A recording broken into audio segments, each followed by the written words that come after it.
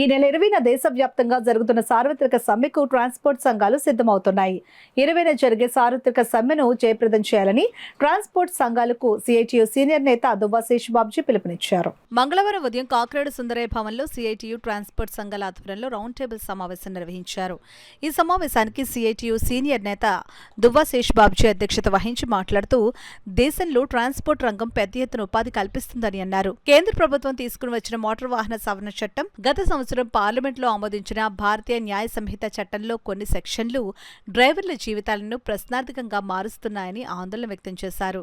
ఈ నేపథ్యంలో మే 20న దేశవ్యాప్త సార్వత్రిక సమ్మెలో ట్రాన్స్పోర్ట్ రంగ కార్మికులు పెద్ద సంఖ్యలో పాల్గొనాలని సిఐటియు పిలుపునిస్తోందని అన్నారు. ఈ సమావేశంలో ఆటో యూనియన్ నాయకులు నురుకర్తి ప్రకాశ్రావు, లారీ వర్కర్స్ యూనియన్ నాయకులు ఎలిపే శ్రీనివాస్, టాటా మ్యాజిక్ యూనియన్ నాయకులు వాలశెట్టి శ్రీనివాస్, మినీ గుడ్స్ వ్యాన్ నాయకులు టి రాము తదితరులు మాట్లాడుతూ ఫిట్నెస్ కోసం పలుమార్లు చల్లాలు తీయాల్సి వస్తుందని అన్నారు.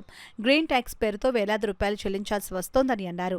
సమ్మె అనంతరం దశల వారీగా ఆందోళన చేపట్టాలని నిర్ణయించారు. మే 20న వాహనాలు నిలుపుదల చేసి Kakinada main road head post office నుంచి జిల్లా కలెక్టర్ కార్యాలయం వరకు జరిగే ప్రదర్శనలో పెద్ద సంఖ్యలో ట్రాన్స్పోర్ట్ రంగ కార్మికులు పాల్గొనాలని తీర్మానం చేశారు.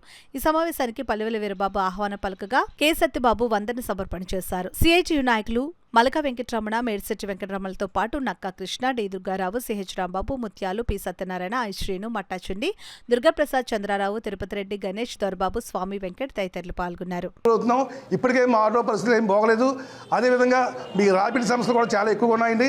ఈ ర్యాపిడ్ గురించి మేము ఆంధ్రప్రదేశ్ ప్రభుత్వానికి మేము విన్నపం చేస్తున్నామండి. అది తక్షణమే రద్దు చేయాలండి. మరి ఏంటంటే ఇప్పుడు ర్యాపిడ్ ఆంధ్రప్రదేశ్ ప్రభుత్వం ఒప్పందం చేసుకుంది, వాళ్ళ ద్వారా నడుస్తుంది అని చెప్పి అన్నారండి. ఇప్పటికే మేము చాలా ఇబ్బందుల్లో ఉన్నాం. డీజిల్ రేట్లు పెరిగిపోయి అన్నీ కూడా పెరిగిపోయి అన్ని రంగాల కంటే చిన్న రంగం మోటార్ రంగాల్లో మా ఆటో రంగం అండి. 3 చక్రాల వాహనాలు అటువంటిది మా ఈ దెబ్బకు తట్టుకోలేకపోతున్నాం. అందుకని చెప్పి మాకు ఈ విషయంలో కూడా సహాయం చేయాలి ఆంధ్రప్రదేశ్ ప్రభుత్వం. దీని నిమిత్తం ప్రత్యేకించి రేపు మే 20వ తారీఖు కాకుండా మన కాకినాడ ఆటో యూనియన్లు అన్నీ కూడా కలిపి ఒక రోజున ప్రత్యేకించి కలెక్టర్ ఆఫీస్ దగ్గర ఒక రోజున మేము రిలే రేసుకు పెట్టాలనుకున్నామండి. అది కూడా త్వరలో డేట్ ఫిక్స్ చేస్తాం. దాని ప్రకారం అన్ని అందరూ కలిసి మా యొక్క సమస్యల్ని రాష్ట్ర ప్రభుత్వం దృష్టికి వెళ్తామండి. ఇంకా అనేక సమస్యలు ఉన్నాయండి.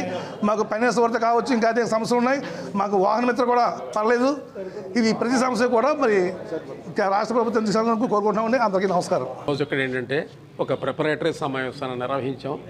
సిటీలో ఉన్నటువంటి వివిధ ప్రాంతాల్లో ఉన్నటువంటి ఆటో కార్మిక సంఘం నాయకులు, లారీ వర్కర్స్ యూనియన్ నాయకులు, ఐషాల సంఘం నాయకులు, అలాగే టాటా మ్యాజిక్ సంఘం వాళ్ళు, క్వారీ లారీ వర్కర్స్ యూనియన్ చెందినటువంటి వాళ్ళు, చిన్న కార్లు, ఇలాంటి అన్ని రకాల వాహనాలకి సంబంధించినటువంటి వాళ్ళందరూ కూడా దీంట్లో హాజరయ్యారు.